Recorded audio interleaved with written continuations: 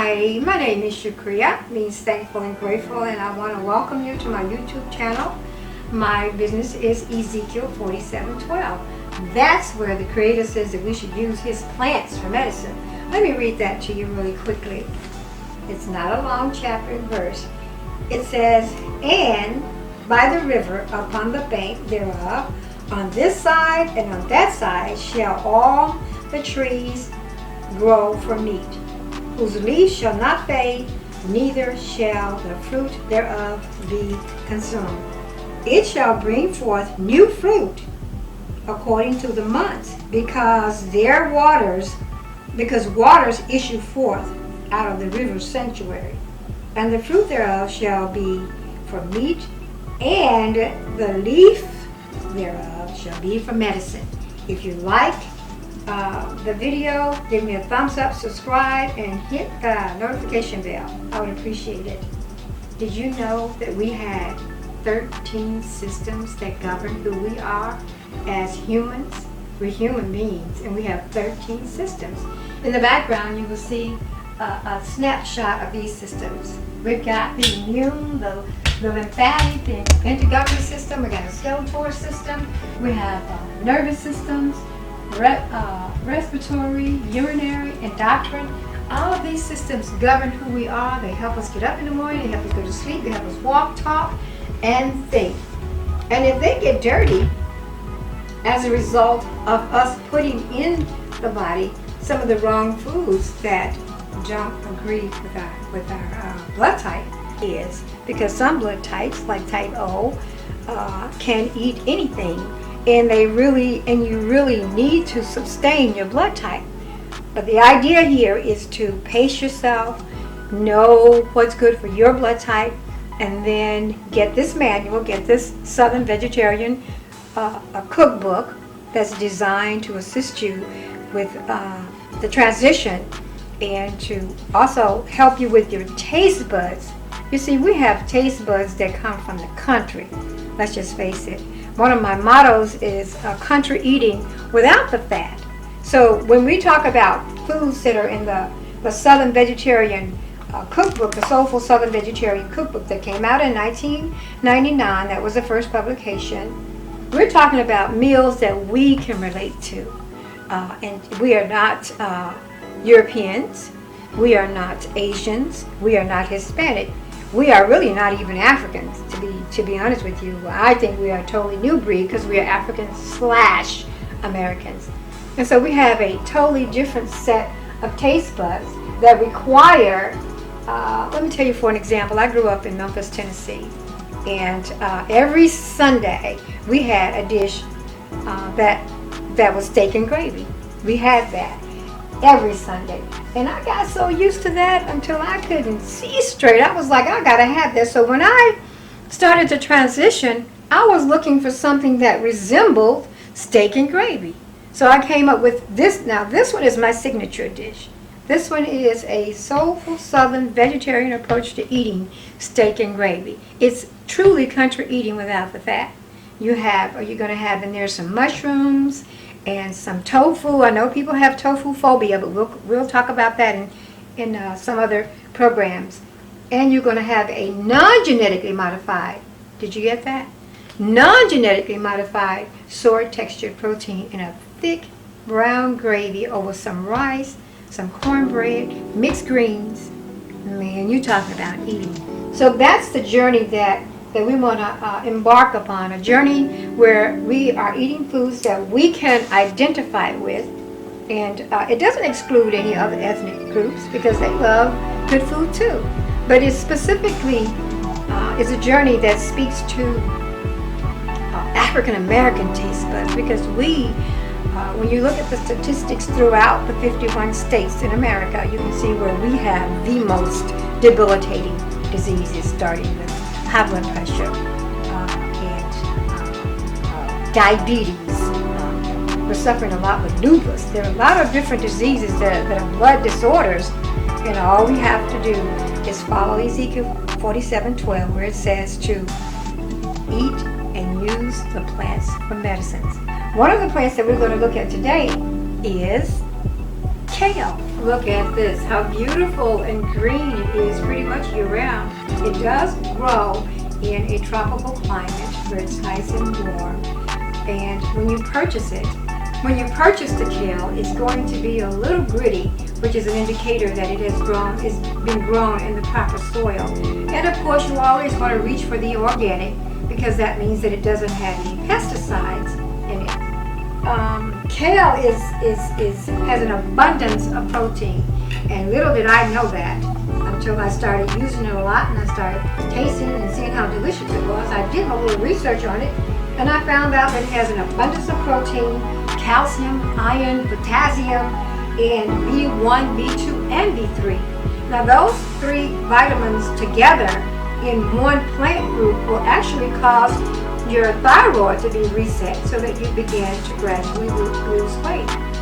And the way that I prepare kale, actually, you don't have to prepare it at all. You don't have to cook it at all because it's raw. You can just eat it like this. And even when you squeeze it, you can see the green that comes out of it. It's very, very rich in chlorophyll. So, but what I do with it is I cut it down, keep the stems as much as I can, and I wash it really good 2 or 3 times to make sure the grit is off. And then I pre-boil my water with onions, bell peppers, and garlic in it. I mince them because I don't like to chew that kind of bulk. Even though it's good if you can chew it, that's great. And then I pre-boil the water, and then I put the kale into the water and let it cook, simmer for a little while. And I always flavor my food with a little bit of soy sauce. And this, people, will be the only salt that I will use in the food. That's right. You have to get used to tasting what the food tastes like. So I don't use very much. I don't use any table salt where I sprinkle in. I use this, and you can get a vegetarian chicken broth. They sell it now liquids in the carton. You can get a carton of that and pre-boil along with the bell peppers, onions, and garlic and a little soy sauce. And then you put in your kale and just let it simmer for a little bit. You can eat this with the Southern Smothered Delight, mashed potatoes, cornbread, and get all of your nutritional needs met. And as I said earlier, it's not that you want to move towards becoming a vegetarian or a vegan until you are really clear about what your body, what your blood needs in your body to sustain it.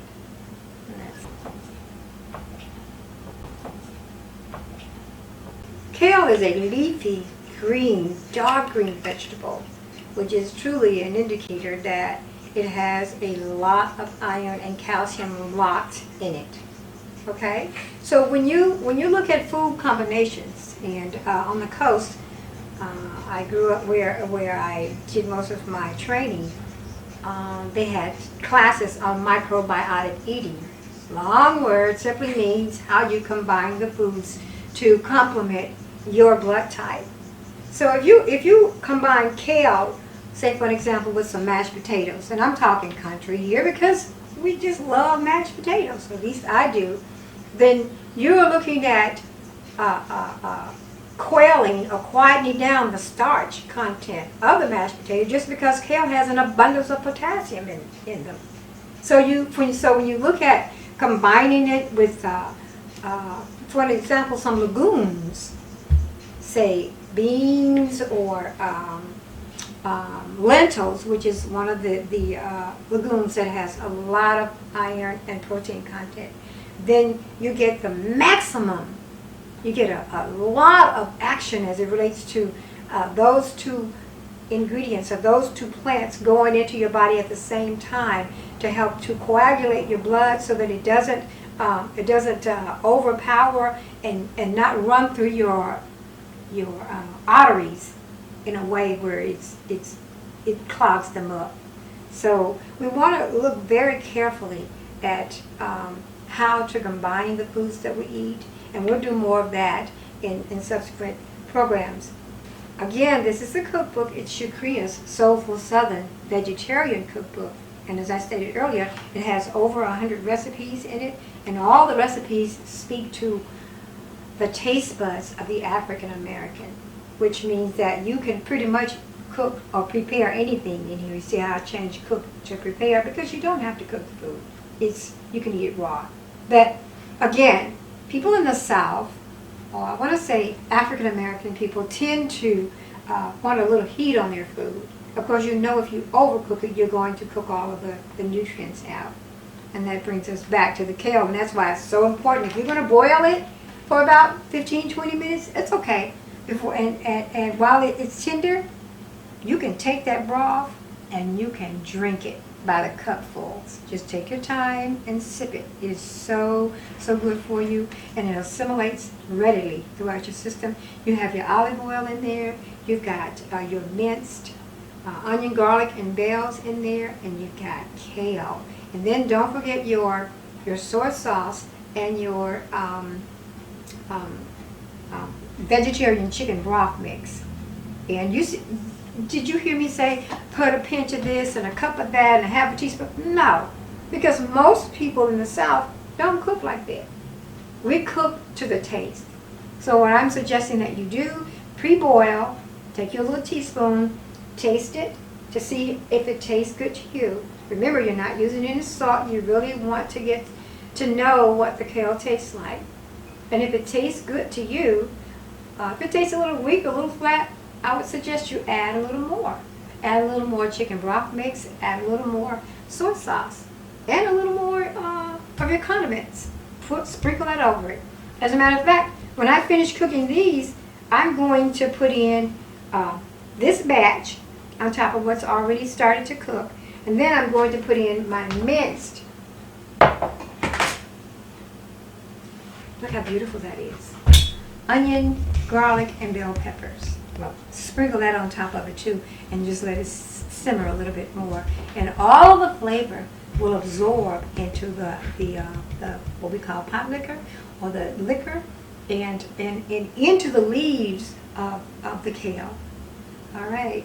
You can get my cookbook by calling me at 901, I'm in the South, Memphis, Tennessee, 503-9488.